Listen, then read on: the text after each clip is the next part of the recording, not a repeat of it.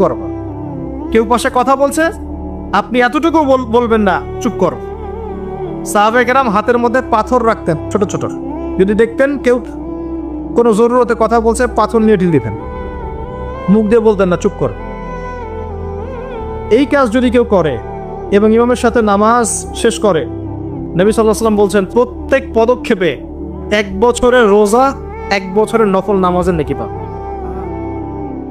এই ফজিলতটা আপনি জুমার দিনে অর্জন করতে পারেন।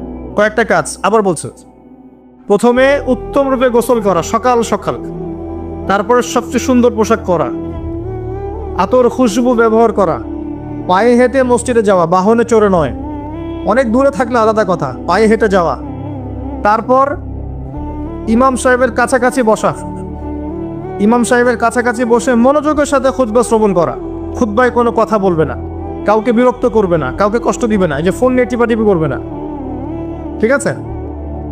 এবার ইমাম সাহেবের সাথে নামাজ শেষ করবে, প্রত্যেক পদক্ষেপের বিনিময়ে 1 বছরের নফল সওম, 1 বছরের নফল নামাজের নেকি হবে ইনশাআল্লাহ।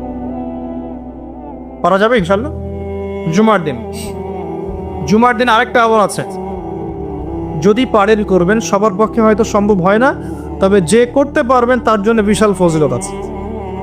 সেটা হলো, এটা শুধু জুমার দিনেই নয়, অন্য দিনেও করা যায়, তবে জুমার দিনটা আমরা একটু গুরুত্ব দিই এই কারণে বলছি, ফজরের নামাজ জামাতে পড়া, ফজরের নামাজ জামাতে পড়া, এরপরে উঠে চলে না যাওয়া, বসে থাকা, বসে বসে আল্লাহ জিকির করতে থাকা, তাসবিহ তাহলিল তিলাওয়াত, আপনার যত আমলগুলো করেন আপনি সকাল সন্ধ্যা জিকির আজকার এগুলো শেষ করা, শেষ করে সূর্য উঠে গেল, পিছনে সূর্য উঠে গেল, সূর্যটাই